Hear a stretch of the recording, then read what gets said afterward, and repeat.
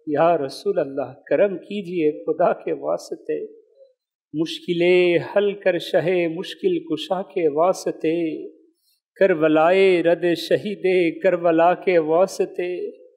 या अल्लाह या रहमान या रहीम या अरहमर राहिमीन। ए मालिक ও মওলা, আমরা কতিপয় গুনাহগার, বদকার, নাফরমান, নালায়েক মাওলা, তোমার দরবারে গুনাহের দুখানা হাত তুলেছি মাওলা। মাওলা, নিঃসন্দেহে আমরা গুনাহগার, নিঃসন্দেহে আমরা গুনাহগার, গুনাহগারদের বড় বড় সরদার। আমাদের আমল নামা এমন রয়েছে মাওলা, যে আমল নামা শুধু গুনাহ আর গুনাহ, নেকি বলতে কিছু নেই মাওলা। মাওলা, কাল কিয়ামতের ময়দানে আমল নামা পড়ে শোনাবো তোমাকে মাওলা, কেমন আমল নামা আমরা বানিয়েছি মাওলা। মালিক, তোমার অনেক বড় দয়া মাওলা, তুমি আমাদের গুনাহগুলোকে গোপন রেখে দিয়েছো। আমাদের গুনাহগুলো মানুষের কাছে গোপন রয়েছে মাওলা। মাওলা, আমাদের এই গুনাহগুলো যদি আমাদের মা বাবা, আমাদের সমাজ, আমাদের সন্তান যদি জানতো, আমাদেরকে সম্মান করতো না মাওলা। আমরা তো এমন দুর্ভাগা, তওবা যদি নসিব হয়ে যায় আবার গুনাহের মধ্যে ডুবে যাই মাওলা। বিগত একটা সপ্তাহ যদি গুনাহের পাল্লা দেখি, শুধু গুনাহ আর গুনাহ দেখি, নেকি বলতে কিছু নেই মাওলা। তাহলে গোটা জিন্দেগির গুনাহ যদি বলি মাওলা, আমরা ধ্বংস হয়ে যাব মাওলা। তুমি বলেছো তুমি কিয়ামতের ময়দানে ইনসাফ করবে মাওলা। তোমার ইনসাফ যদি হয় আর আমরা গুনাহগারেরা বাঁচতে পারবো না মাওলা। মাওলা, হ্যাঁ মাওলা, আমরা গুনাহগার মাওলা, কিন্তু জমিনের মধ্যে তোমার নেককাররা রয়েছে মাওলা। মাওলা, তোমার ওলিরা রয়েছে মাওলা, তাদের সদকায় তুমি আমাদেরকে মাফ করে দাও মাওলা। আমরা ইমাম জাফর সাদেক রহমতুল্লাহ আলাইকে ভালোবাসি মাওলা। মাওলা, তার উসিলায় তুমি আমাদের জীবনের গুনাহগুলোকে মাফ করে দাও মাওলা। দুনিয়ার সামান্য পেরেশানি, সামান্য কষ্ট, সামান্য বিপদ রাতের ঘুমকে হারাম করে দেয় মাওলা। এক রাত না, দুই রাত না, হাজার হাজার রাত ওই অন্ধকার কবরে থাকবো। আর যদি গুনাহের আমল নিয়ে কবরে যায়, আর তোমার আযাব আমাদেরকে কি করবে মাওলা। মাওলা, মাওলা, আমরা সামান্য আযাব, দুনিয়ার মশার কামড়, সামান্য মাথা ব্যথা সহ্য করতে পারি না মাওলা। ওই কবরের অন্ধকার, কবরের আগুনের আযাব কিভাবে সহ্য করব মাওলা। হে মাওলা, আমরা নাদানের মতো কাজ করছি মাওলা, আমরা বুঝেও না বুঝের মতো কাজ করে ফেলছি মাওলা। মাওলা, আমাদের আর কোনো মালিক নেই, আমাদের আর কোনো রব নেই যার কাছে গিয়ে আমরা ক্ষমা ভিক্ষা চাইবো মাওলা। দুনিয়ায় সামান্য ভুল করলে মা যদি থাকে মা মাফ করে দেয় মাওলা, বাবা যদি থাকে বাবা ভুলে যায় মাওলা। তুমি তো সেই মা বাবাকে সৃষ্টি করেছো মাওলা। মাওলা, তোমার 100 ভাগের রহমত 1 ভাগ দুনিয়াতে দিয়েছো মাওলা, 99 ভাগ রহমত তোমার কাছে রয়েছে মাওলা। মাওলা, কিয়ামতের ময়দানে তোমার ওই রহমতের ছুটাফাটিটা ফাটা দিয়ে আমাদেরকে তুমি মাফ করে দিও মাওলা। মাওলা, মাওলা, মালাকুল মউত কখন জানি এসে হাজির হয়ে যায় মাওলা। মাওলা, প্রতিটা দিন কারো না কারো মৃত্যুর সংবাদ শুনি মাওলা। মাওলা, মসজিদের মাইকে এলান হয় অমুক মারা গিয়েছে, অমুকের জানাজা। মাওলা, সাকারাতের সময় অনেক কষ্ট মাওলা। মাওলা, দেখেছি মাওলা, কারো মুখ দিয়ে বমি বের হয়ে গিয়েছে, কারো গার ভাঁকা হয়ে গিয়েছে। ও মাওলা, কত আযাবের মৃত্যু। যদি আমাদেরও গুনাহের কারণে এমন মৃত্যু দিয়ে দাও মাওলা, আমরা কিভাবে সহ্য করব মাওলা। মাওলা রজবের মাস মাওলা, বরকতময় মাস মাওলা, দুর্ভাগা আমরা মাওলা, এই রাতগুলো এই দিনগুলোকে আমরা ইবাদত করি না মাওলা। মাওলা দুনিয়া আমাদেরকে ধোঁকা দিচ্ছে, শয়তান আমাদেরকে সর্বদা ধোঁকা দিচ্ছে মাওলা। ডানে শয়তান, বামে, সামনে, পিছনে মাওলা। বাস তোমার রহমতের ভিক্ষা চাই মাওলা, তোমার রহমত আমাদেরকে ভিক্ষা দিয়ে দাও মাওলা। মাওলা গো, তুমি আমাদের প্রতি রাজি খুশি হয়ে যাও মাওলা। মাওলা ইমাম জাফর সাদেক রহমতুল্লাহ তাআলা যে উপদেশগুলো তার সন্তানকে দিয়েছে মাওলা, মাওলা সেই উপদেশের উপর আমাদের সন্তান, আমাদের পরিবার পরিজন সকলকে আমল করার তৌফিক দিয়ে দাও ইয়া ইলাহাল আলামিন। মাওলা দিনের দাওয়াত দেওয়া বড় সহজ মাওলা, এর উপর দায়েম ও কায়েম মাওলা। বাস তোমার রহমত ভিক্ষা চাই মাওলা। মাওলা আমাদেরকে বলার সাথে সাথে আমল করার তৌফিক দিয়ে দাও মাওলা ইয়া ইলাহাল আলামিন। মালিক মাওলা আমাদের মেহেরবান মা বাবা সহ তামাম উম্মতে মুহাম্মাদের গুনাহগুলোকে মাফ করে দাও, আমাদেরকে বেহিসাব মাগফিরাত দিয়ে দাও মালিক মাওলা রব্বুল আলামিন। মালিক মাওলা অসংখ্য ইসলামী ভাই মাওলা দূর দূরান্ত থেকে এসেছে মাওলা।